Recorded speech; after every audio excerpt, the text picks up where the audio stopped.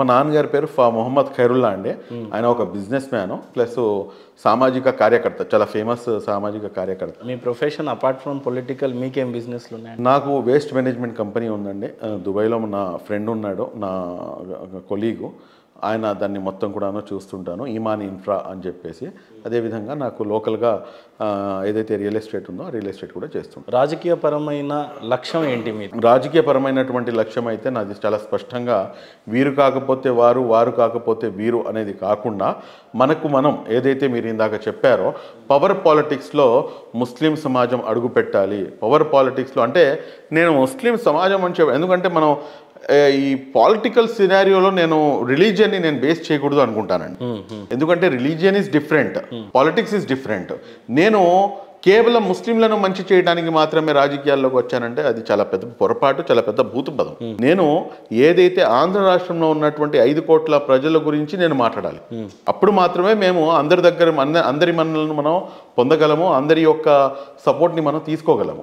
కాబట్టి రేపటి రోజున రాబోయే రోజుల్లో ఖచ్చితంగా ఏదైతే ఏ పవర్ పాలిటిక్స్ గురించి అయితే మీరు మాట్లాడారో ఆ పవర్ పాలిటిక్స్ని శాసించాలి అనేది నా యొక్క డ్రీమ్ అండి. చంద్రబాబు నాయుడు గారి మీద ప్రత్యేకమైన ప్రేమ ఎందుకు ఫారూక్ గారి కంటే? ప్రత్యేకమైన ప్రేమ అని చెప్పేసి చెప్పడం కన్నా ప్రేమ అయితే లేదండి. ఎందుకంటే మీరు ఒకటి గమనించాలి, మీరు ఇక్కడ ఇందాకే మీకు చెప్పాను కూడాను, ఏదైతే వ్యక్తి మీద నేను చేసినటువంటి పోరాటాలు, ఆయన్ని యాజ్ ఏ సీఎంగా నేను 18 సార్లు కలిశానండి.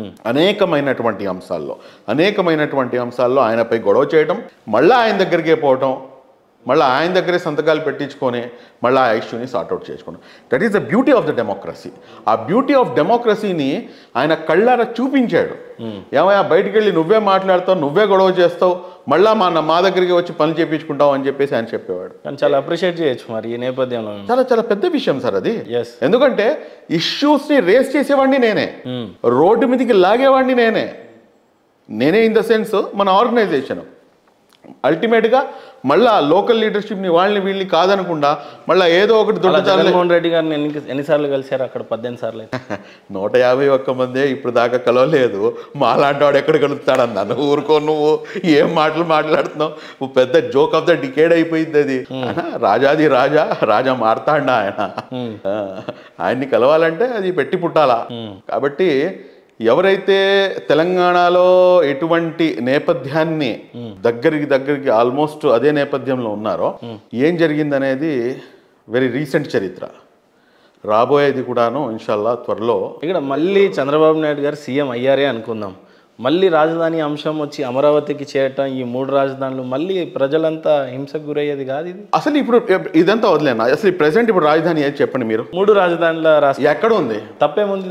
ఎక్కడ ఉంది? 3 రాజధానులు ఎక్కడ ఉన్నాయి? ఒకటి వైజాగ్ అంటున్నారు, ఒకటి కర్నూలు అంటున్నారు. కర్నూలు ఎక్కడ ఉంది? వైజాగ్లో ఎక్కడ ఉంది? ఎక్కడున్నాయన్నా? ఏం లేవు, జస్ట్ నామకే వాస్తే. మీరు చెప్పింది ఏమిటి?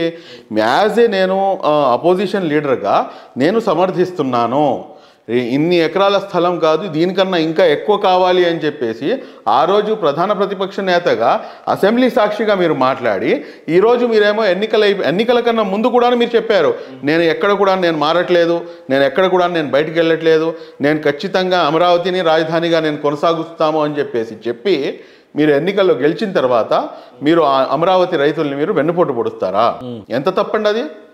మీరు నమ్మించి మోసం చేశారు కదా. అంటే గతంలో మహారాష్ట్రను చూసినట్లయితే ఒక పక్క ముంబై, ఒక పక్క నాగ్పూర్ని చూసుకొని ఆ విధంగా మేము డెవలప్ చేయబోతున్నాం అని చెప్తే చూడండి అన్న, ఖచ్చితంగా ఇప్పుడు మీరు చూసుకుంటే కనుక, సరే కాసేపటికి మనం చూసుకుందాం, కాసేపు మీరు చూసుకుంటే కనుక కేవలం అమరావతి రాజధాని ప్రాంతంలోనే కియా తీసుకొచ్చారా చంద్రబాబు నాయుడు గారు?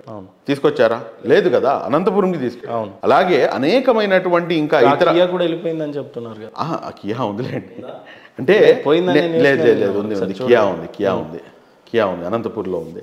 సో డీసెంట్రలైజేషన్ అనేది జరగాలండి, డెవలప్మెంట్ అనేది. బట్ రాజధాని అనేది ఎప్పటికి కూడాను ఒకటే ఉంటుంది. 5 కోట్ల మంది ప్రజల కలల రాజధాని అది.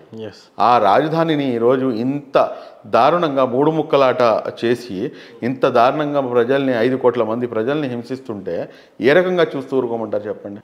అది తప్పు చేశారు జగన్మోహన్ రెడ్డి గారు. మీరు ఇచ్చిన మాట ఇచ్చి మడమ తిప్పను అన్నారు. మీరు మాట ఇచ్చి మడమే కాదు, చేతులు కాదు, కాళ్ళు కూడా లేపేశారు. అంటే అంత దారుణంగా మీరు మీ మాట నుంచి మీరు వైదొలిగారు. తప్పే కదా అసలు అది. కాబట్టి అందులో ఇంకా క్షమించరాని నేరం అది అమరావతి రాజధాని అంశంలో మట్టుకు.